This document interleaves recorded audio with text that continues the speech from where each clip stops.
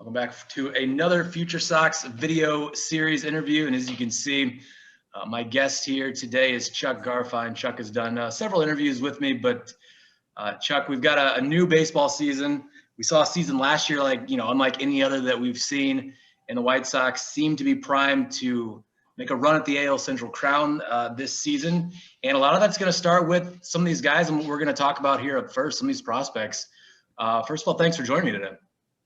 Hey, it is great to be with you. Great talking Sox as always, and nice hat. I like your hat. Thank you very much. That's like you got a little like old school. It was like a spring training one from a couple years ago. Yeah, I didn't know they actually did that spring training hat. That is sweet because you got the '83 theme, and it's the spring. It's a hybrid of two great eras. It's the current spring training hat and the old school '83 theme. So that's good. I like it. Those Sunday jerseys are always awesome. Yeah. So let's get right into it. The first guy I want to talk about is Andrew Vaughn, a guy who I spoke with last month. Kind of interviewed him. I've interviewed a couple times, and we've kind of talked and stuff. But the biggest thing for White Sox fans is they didn't sign no Nelson Cruz, no Marcell Ozuna, and none of those guys that could have potentially stepped in day one in that DH role. So does that lead you to believe the Sox think Andrew Vaughn is very, very close to filling that DH role? If you read between the lines, the answer is yes. And I think the Sox were kind of put in this, I don't want to say they were in a pickle, but they're trying to win. And when you're trying to win, you want to look at every single position on the field and get the most out of it.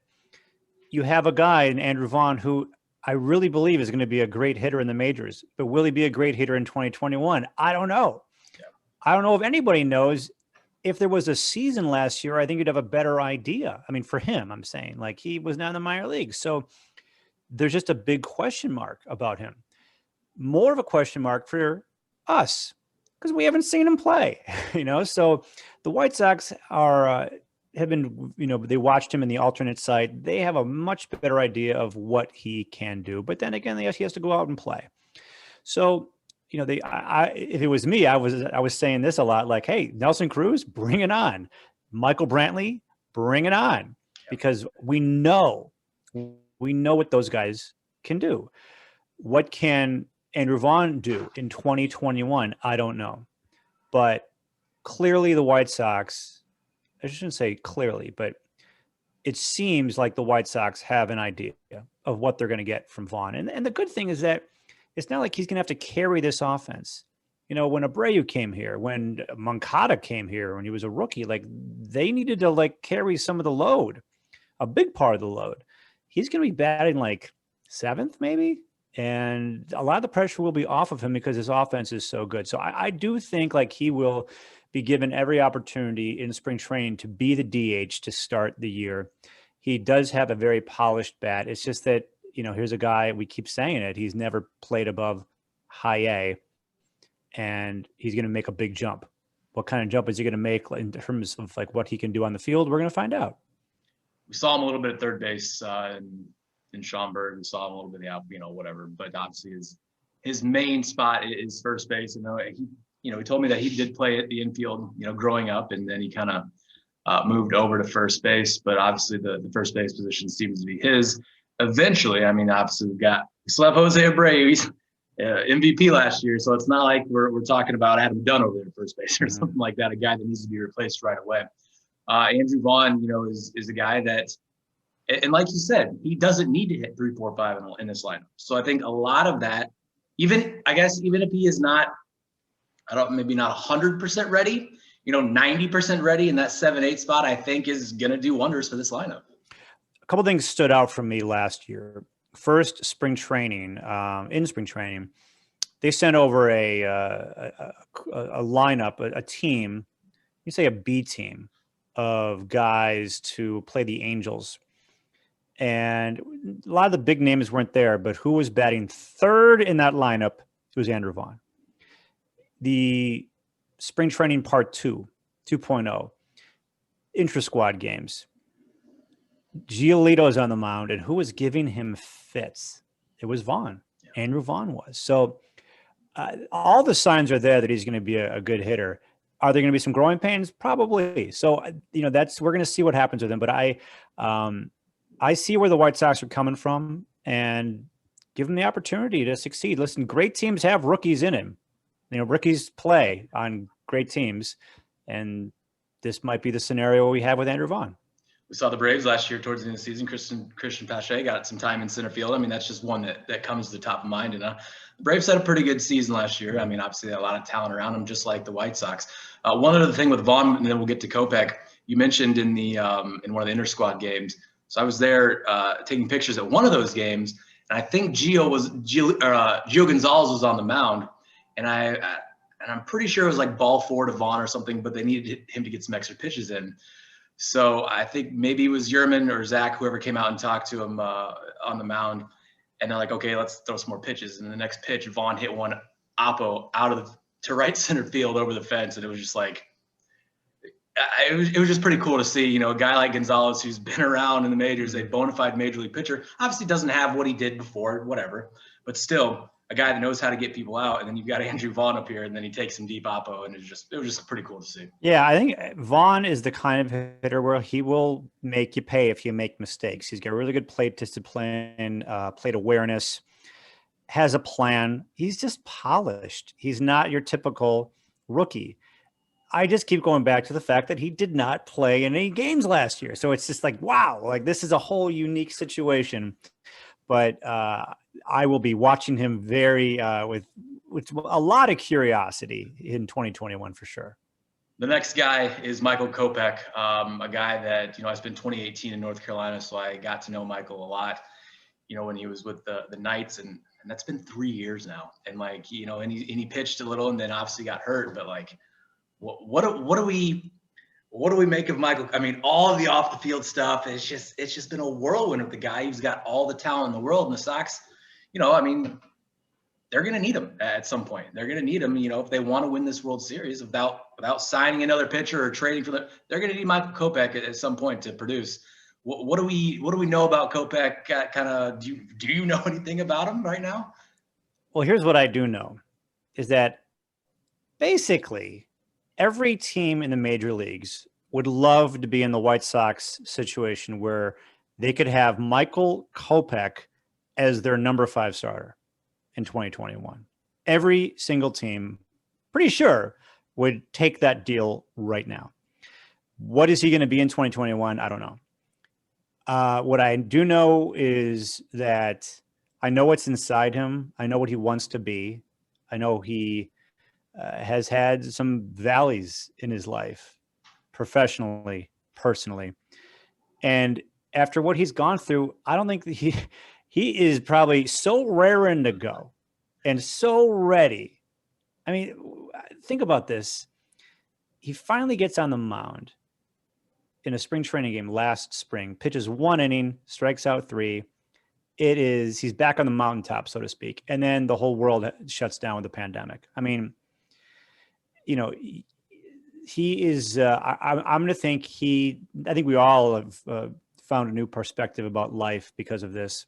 I think he's even more so smelling the roses, breathing in the air, and appreciating everything that this season is going to bring to him because he's had it all taken away from him. I mean, you and I, we've had basically our lives, and everybody, watching or listening to this, we've had our lives kind of upended for the last year. Kopech's had that for about 3. So I think his body's just not going to be ready for a full season. There's just no way. Even someone like himself, and even if his body was ready, I think the White Sox would slow play it just because you don't want to, push it too much because it's not just about Michael Kopech in 2021. It's, the years after that. So what are we going to get from him? I don't know, but I'd like to think what we started to see again last spring when he came and had that 1 inning, I think we're going to see more of that. It kind of goes with the Andrew Vaughn situation. The Sox don't need Michael Kopech to be their number 2 or 3 starter. Yeah.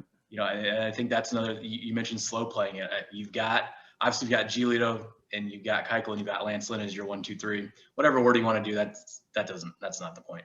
But then you've got Cease, you've got Lopez, you brought back Rodon. I mean, you've got guys that can fill that 4 or 5 spot for now until Kopech is ready. And then, bringing in Ethan Katz, I mean, that kind of helps with the, you'd like to think it'll help with Lopez and Cease to take even more pressure off of what they're going to need from Michael Kopech. So I don't want to put words in your mouth, but what you're kind of saying, what you're thinking is that he will start the season in the minors.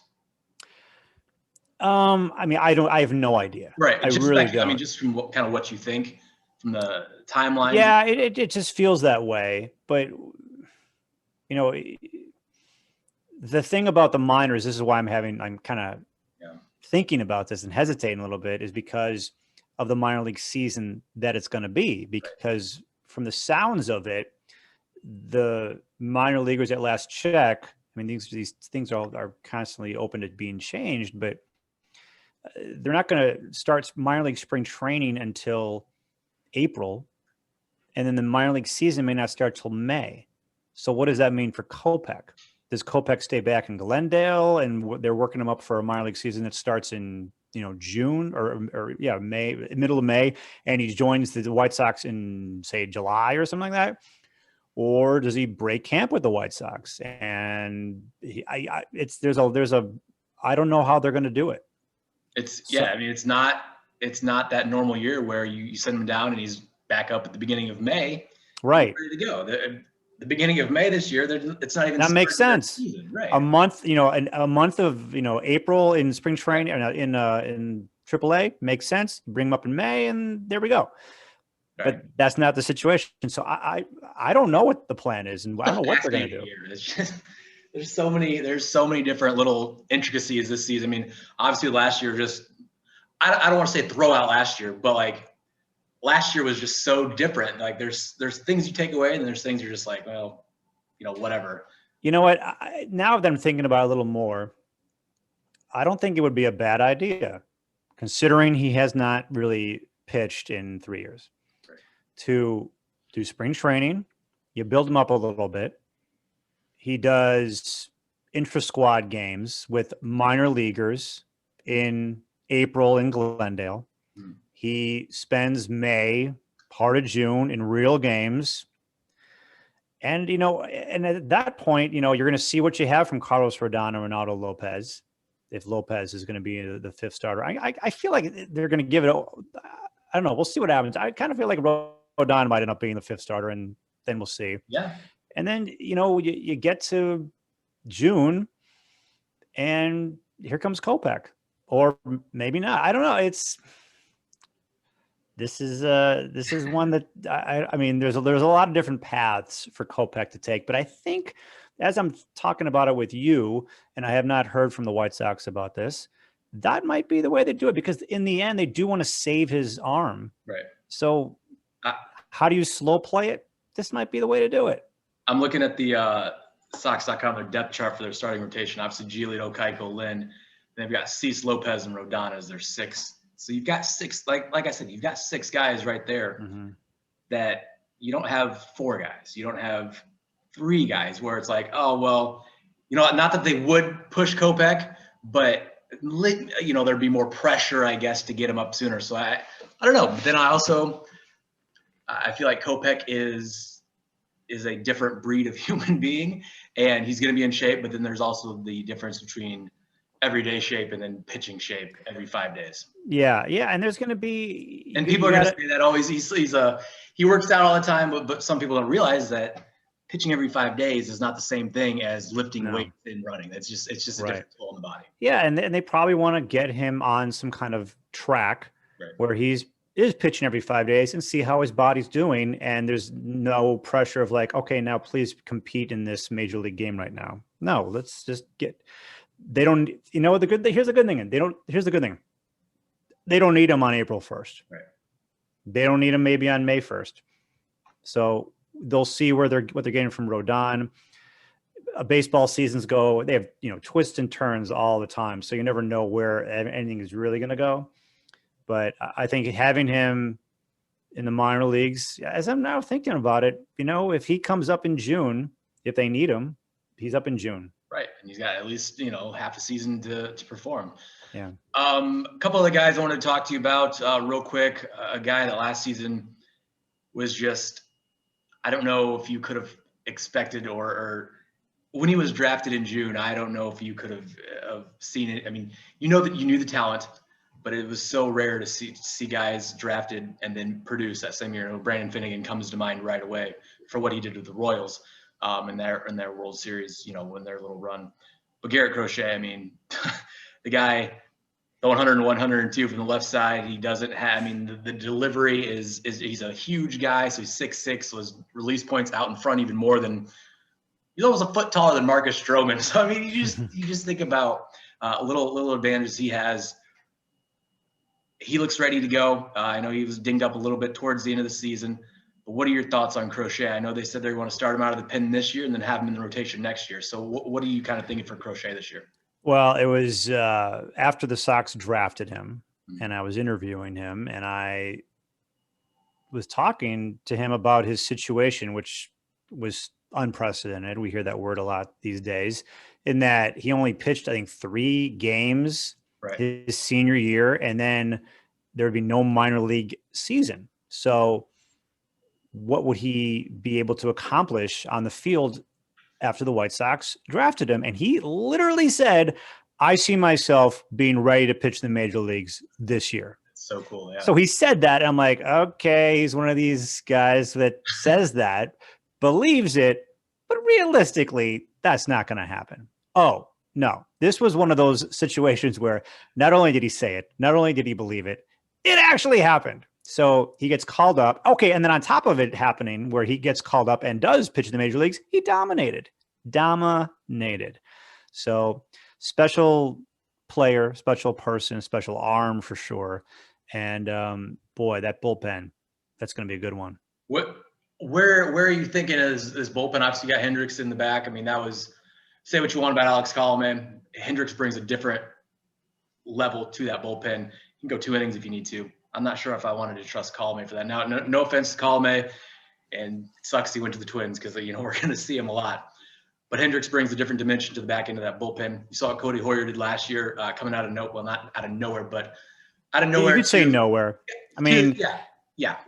For the White Sox, we knew who he was, but that was what he did was pretty quick. That was awesome. Right? Matt Foster did well. Yeah. Another guy that I don't know where, if you can throw that term out there again. But then you've got Evan Marshall, you got Jace Fry, you've got a bunch of these guys. And I mean, are we seeing Carlos in the bullpen? Are we seeing Lopez? You've got so many options. Where do you kind of rank this bullpen in terms of not just the AL Central, but the American League? And obviously they haven't stepped on a field yet, but just on paper. On paper, it's the best bullpen, I think, in the American League. That's what I think. That's the easy answer. I think that's. I don't even know who else would. Off the top of my head, we saw what the Rays bullpen did. I mean, they lost Josh Fleming though. I mean, so they've lost. Well, the A's had a good bullpen, but now they lost Hendricks. Yeah. So I mean, the teams that were up there, they've lost pieces, and yeah. The difference for me, honestly, what makes the White Sox bullpen so much better is literally just Garrett Crochet. This bullpen with him and without him are 2 different bullpens to me.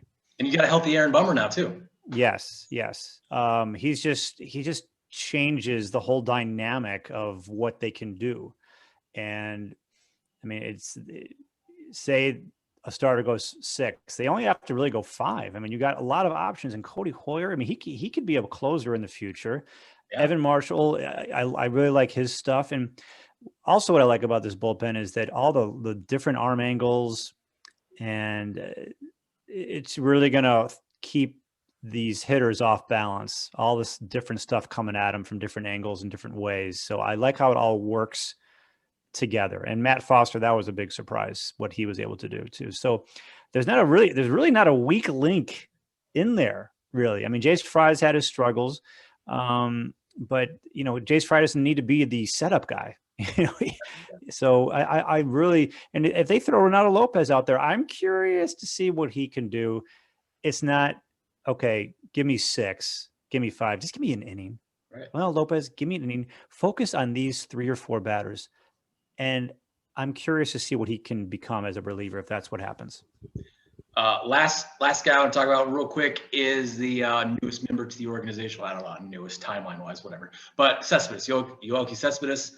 In my book, we saw Luis Gonzalez get some time last year towards the end of the season in the outfield with the White Sox, a good friend of mine. With Mike Rodolfo, who I thought, seeing him 3 years ago, he's got some of the best tools, but man, he just has to stay healthy. Blake Rutherford, who I'm going to talk to here in a little bit, he needs to put it together. You got a lot of these guys that are kind of all in the same group for the White Sox outfield prospects after Luis Robert. And then now Cespedes, I think Cespedes jumps to that front of that line right away. Yeah, I think the reason why Cespedes is with the White Sox is that the outfield prospects that you just named, for whatever reason, and there are different reasons, have not reached their potential yet. And they need something to fill the gap. And maybe Cespedes is the answer. Prospects are very difficult to predict what's going to happen with all of them, how they're all going to evolve as players, and what they'll be able to do. 3 years ago, I'm looking at Mike Rodolfo. I'm like, oh, he's ticketed for the major leagues. This guy can be a beast. Hasn't happened. Blake Rutherford, he's got great tools, great makeup.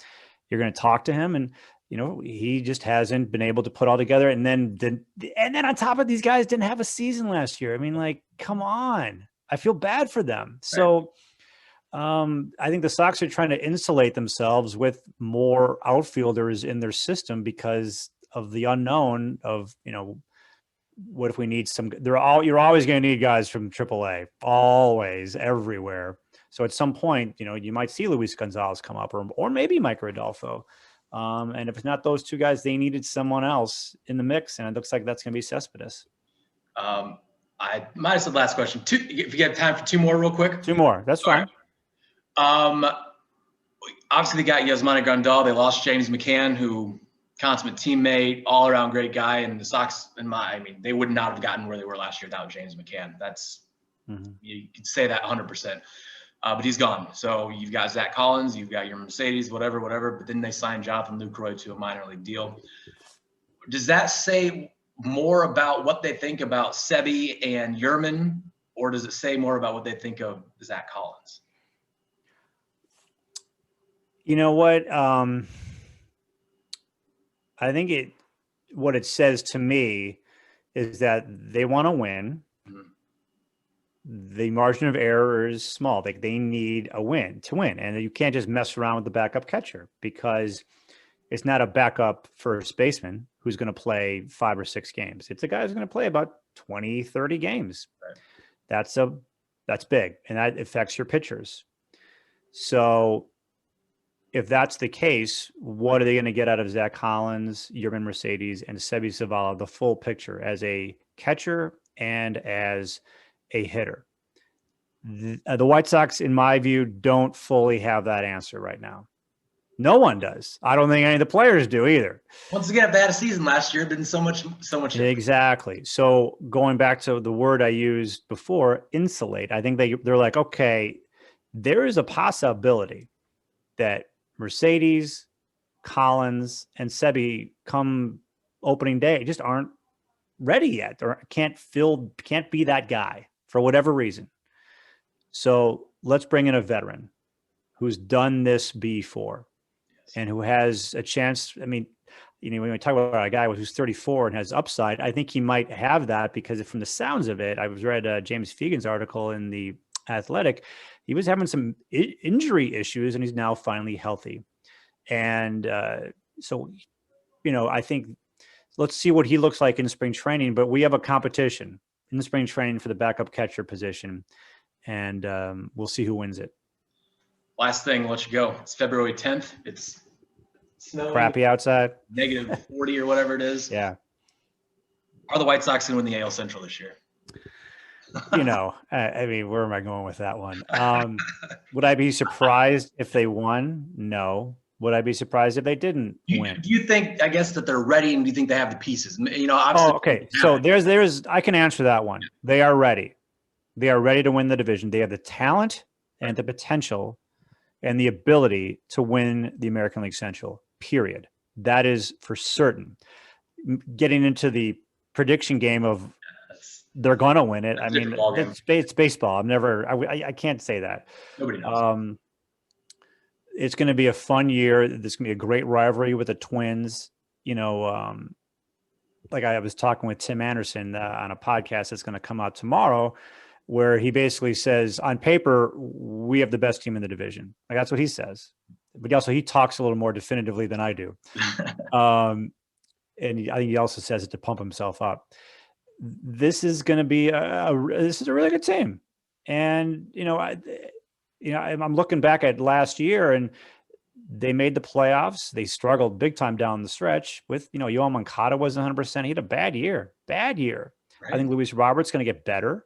I think they've added Lance Lynn. So now they have like 3 stud pitchers, 1, 2, 3.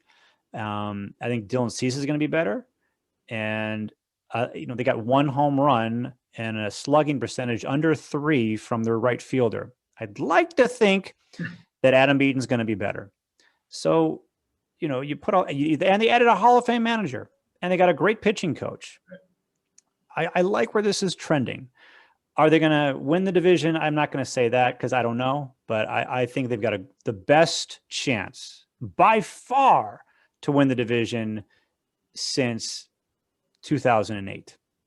I would have to agree. A team to kind of keep your eye on. I know fans are going to be like, what is this person talking about? The Kansas City Royals. I think that's the team. That's the team over the next couple years, the next few years. It's going to be the White Sox and the Royals that are going to be competing for the AL Central. That's kind of what I think. You kind of look at the young arms they have, and obviously young arms, who knows if they're going to pan out. They're stockpiled, and they made some couple moves this year. They brought in Hanser Alberto. They took Carlos Santana away from the Indians. Hunter Dozier's pretty darn good. Solaire's down there. Whit Merrifield, I guess they're going to keep him for – they're just going to keep him, no trading him. So I think the Royals are going to be a team to watch. Maybe not right away this year, but, in the coming years. But I think the White Sox, as you said, as Tim said, on paper, they're the team to beat in the American League Central. Yeah, and I said this about a month ago, and people thought I was crazy. I said I wouldn't be surprised if the Royals finished with a better record than the Indians. Oh, yeah, I'm right there with you. I think they're in now. That shouldn't happen. But I just like, you look at that Royals lineup, like, okay, that's not a rebuilding lineup. That's a real lineup. Yes. And they've got some good arms, like you said. Their best case scenario is they finish 500. I think that is in the cards. With the Indians, I mean, who knows? They don't have Carlos Santana. They don't have Francisco Lindor. They've just given up so much. Right.